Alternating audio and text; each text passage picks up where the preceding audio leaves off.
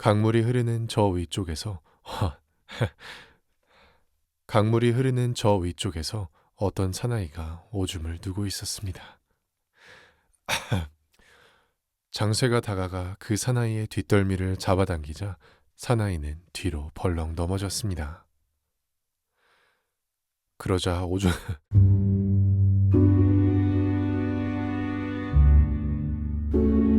안녕하세요. 잠들이 다니엘입니다. 다름이 아니라 채널 활동을 다시 시작하면서 제가 고민하던 방향성을 조금 새롭게 잡으려고 하는데요. 지금까지 녹음하던 낭독 방식은 계속하되 입으로 읽은 작품에 대한 솔직한 대화를 덧붙이려고 합니다. 그래서 여러분 중에 책에 대한 대화를 나누기를 좋아하시는 분, 본인의 어떤 사연을 나누고 싶으신 분, 혹은 꾸밈없는 대화를 좋아하시는 분은 제 이메일에 연락 주셨으면 좋겠습니다. 이메일 주소는 정보 칸에도 있고요. sleepstoryteller@gmail.com입니다. 성별, 나이 상관없고 어떤 목소리든 괜찮습니다. 녹음 장비가 없으셔도 제가 맞춰드릴 수 있으니 관심 있으시다면 짧게라도 연락주세요. 감사합니다.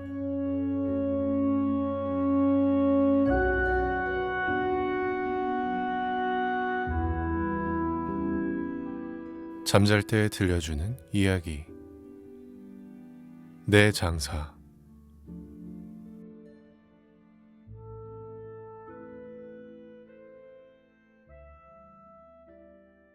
옛날 옛적에 아기를 낳지 못하는 내외가 있었습니다.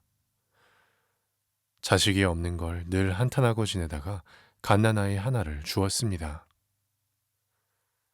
누가 내다버린 아기인데 내외는 그 아기를 주워다 길러 아들로 삼으려고 했습니다. 아기는 이상하게도 젖은 먹지 않고 어른들이 먹는 밥을 보고 입맛을 다셨습니다. 어머니는 밥알을 입에 넣어주었습니다. 아기는 그 밥알을 날름날름 맛있게 받아 먹었습니다. 그래서 처음부터 젖을 먹이지 않고 밥을 먹여 길렀습니다. 아기는 마치 죽순이 자라듯 무럭무럭 잘 자랐습니다. 겨우 2~3살이 지나자 커다란 아기가 되어 산에 나무하러 가겠으니 지게 하나 만들어주세요 하고 아버지를 졸랐습니다. 아버지는 아이가 별나게 자라기는 했어도 아직 산에 나무하러 보낼 수는 없어서 수수깡으로 장난감 지게를 만들어 주었습니다. 그랬더니 아이는 한 손으로 그것을 와지끈 부숴버리며 투덜거렸습니다. 아버지, 이런 지게로 어떻게 나무를 할 수 있어요? 아버지는 할 수 없이 나무로 지게를 만들어 주었습니다. 그러자 아이는 그 지게마저 우지끈 부숴놓고 이렇게 약한 지게로 어떻게 나무를 지고 와요 하고 불평을 했습니다. 아버지는 이 아이야말로 세상에 둘도 없는 장사라 생각하고 당장 대장간에 가서 무쇠지게를 하나 맞추어 아이에게 주었습니다. 무쇠지게를 받은 아이는 그제야 좋아하며 산으로 나무를 하러 갔습니다. 얼마 후 아버지가 밖에 나와 보니 조그마한 산이 움쩍움쩍 움직이고 있었습니다. 이상하다. 산이 어떻게 움직일까? 자세히 보니 산은 점점 가까이 다가왔습니다. 나중에 보니 그것은 산이 아니라 나무더미였습니다. 그 나무더미 밑으로 무쇠지게를 진 아들이 보였습니다. 아들이 산같이 큰 나무더미를 지고 온 것입니다. 아름드리 큰 나무를 산더미같이 지고 온 아들은 그 나무를 손으로 뚝뚝 부러뜨려 큰 집을 짓기 시작했습니다. 맨주먹으로 못질을 하고 큰 바위를 굴려와서는 주먹으로 깨뜨리고 돌대문을 해 달았습니다. 그러고는 손톱으로 씩씩 문질러 반질반질하게 돌을 다듬었습니다.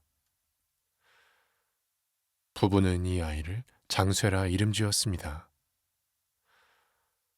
장쇠는 아버지와 어머니를 모시고 훌륭한 집에 살면서 점점 더 힘센 장사가 되었습니다. 그러던 중 나라에 전쟁이 일어났습니다. 적군이 쳐들어왔다는 소문을 들은 장쇠는 편안히 집에 있을 수가 없어 아버지와 어머니에게는 아무 말도 하지 않고 싸움터를 향해 길을 떠났습니다. 싸움터를 찾아가던 장쇠는 도중에 이상한 광경을 보았습니다. 길 저편에 있는 나무 한 그루가 폭풍을 만난 듯 앞뒤로 흔들리고 있는 것이었습니다. 주위의 나무들은 조용한데 유독 그 나무만이 춤을 추고 있었습니다. 장쇠는 이상히 생각하고 가까이 가보았습니다. 나무 밑에서 커다란 사나이가 낮잠을 자고 있는데 숨을 쉴 때마다 콧바람에 나무가 휘도록 흔들리는 것이었습니다. 숨을 내쉴 때는 저쪽으로 휘고 들이쉴 때는 이쪽으로 휘었습니다. 그러더니 마침내 그 나무는 뿌리째 뽑혀 날아가 버렸습니다.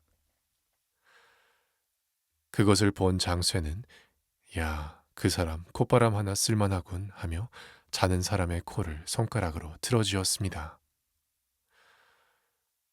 그러자 자던 사람은 깜짝 놀라 눈을 뜨고 숨을 쉬지 못해서 쩔쩔매더니 넙죽 엎드려 절을 하며 말했습니다. 당신 힘에는 정말 놀랐소. 대체 당신은 누구시오? 나는 적을 무찌르기 위해 싸움터로 나가는 장쇠란 사람이요. 같이 가지 않겠소? 장쇠는 말했습니다. 좋소. 이제부터 당신을 형님으로 모시겠소. 콧바람의 사나이는 장쇠에게 동생이 되겠다고 말했습니다. 장쇠는 그를 동생으로 삼아 함께 길을 떠났습니다. 두 사람이 길을 가다 보니 지금까지 앞에 보이던 산이 금세 없어지고 평평한 들판이 되어버렸습니다. 이건 또 무슨 일인가? 자세히 살펴보니 웬 사나이가 고무래로 산을 긁어내고 있었습니다. 장쇠는 얼른 가서 그 고무래를 발로 밟았습니다. 그러자 사나이는 고무래를 움직이지 못하고 애를 쓰다가 마침내 장쇠에게 절을 하며 말했습니다. 저를 동생으로 삼아 주십시오. 장쇠는 고무래를 가진 사나이도 동생으로 삼았습니다. 세 사람이 같이 전쟁터를 찾아가는데 이번에는 들판에 갑자기 강이 생겨 세찬 물이 쏟아지듯 흘러왔습니다. 이건 또 무슨 일이야? 장쇠는 사방을 돌아보았습니다. 강물이 흐르는 저 위쪽에서 어떤 사나이가 오줌을 누고 있었습니다. 장쇠가 다가가 그 사나이의 뒷덜미를 잡아당기자 사나이는 뒤로 벌렁 넘어졌습니다. 그러자 오줌 줄기는 하늘로 뻗쳐 마치 폭포수처럼 사방에 쏟아졌습니다. 그리하여 오줌 장사도 장쇠의 동생이 되었습니다. 이제 길소는 네 사람이 되었습니다. 네 사람은 어디를 가나 힘을 합해서 서로 도울 것을 맹세하고 의기양양하게 전쟁터로 나갔습니다. 싸움은 적군의 힘이 막강하여 이편 군사들은 바야흐로 후퇴하려는 참이었습니다. 적군은 기세가 등등해서 물밀듯이 쳐들어오고 있었습니다. 네 장사는 서로 의논한 끝에 우선 오줌 장사가 높은 언덕에 올라가서 적군을 향해 오줌을 쌌습니다. 그 오줌이 얼마나 세차고 많았던지 적의 진지는 금세 물바다가 되어 군사들은 모두 물속에서 머리만 대놓고 허우적거렸습니다. 그러자 이번에는 콧바람 장사가 흥 하고 콧바람을 내쉬었습니다.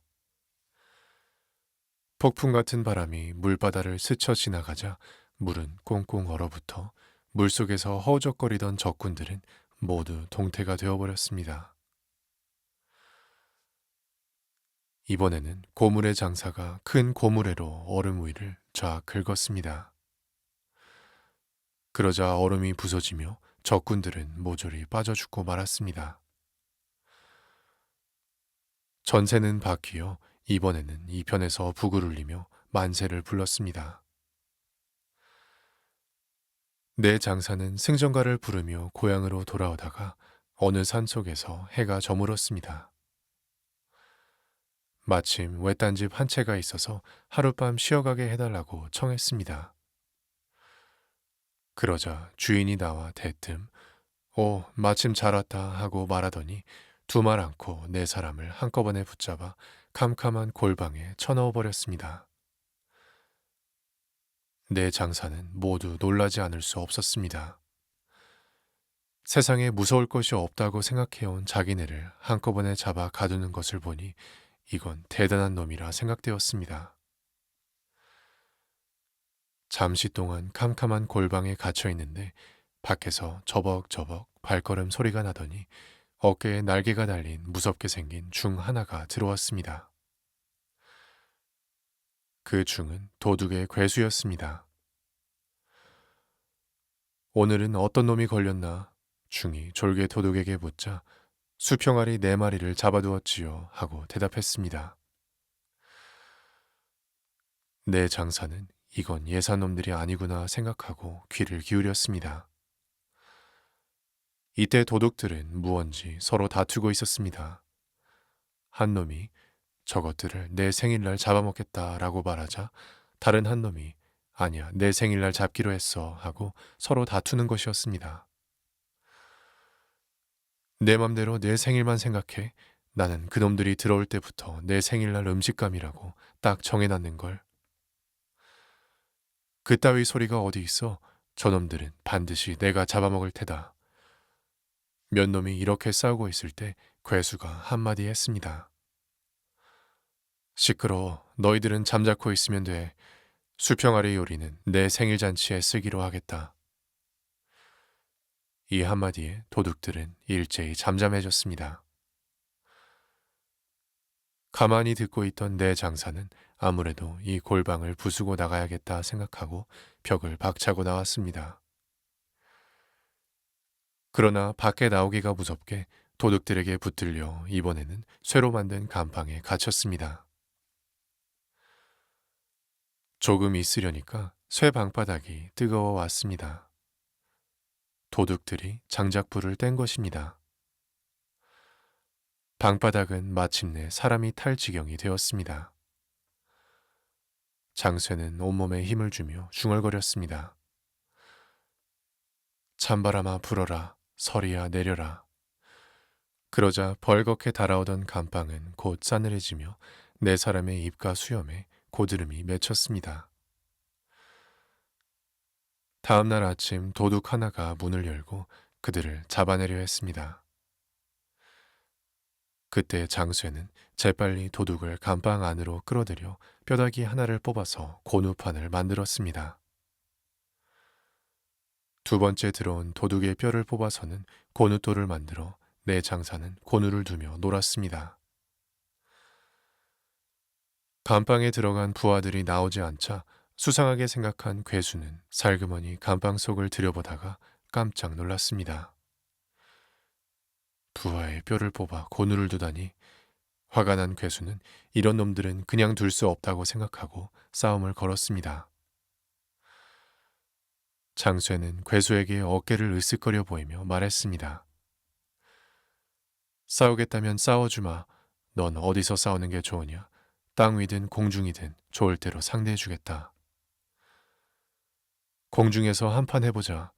중이 자신 있다는 듯이 말했습니다. 두 사람은 동시에 펄쩍 뛰어오르더니 공중에서 빙빙 돌며 서로 치고받고 싸우기 시작했습니다. 그런데 이게 어찌된 일입니까? 두 사람은 점점 높이 떠오르더니 마침내 보이지 않게 되었습니다. 밑에서 싸움 구경을 하던 사람들은 웬일인가 하고 멍하니 하늘만 쳐다보며 서 있었습니다. 그러고 있으려니 공중에서 팔 하나가 뚝 떨어졌습니다. 얼른 주워보니 장쇠의 팔이었습니다. 그것을 본 중의 아내가 냉큼 재를 가져와 잘린 자리에 뿌리려고 했습니다.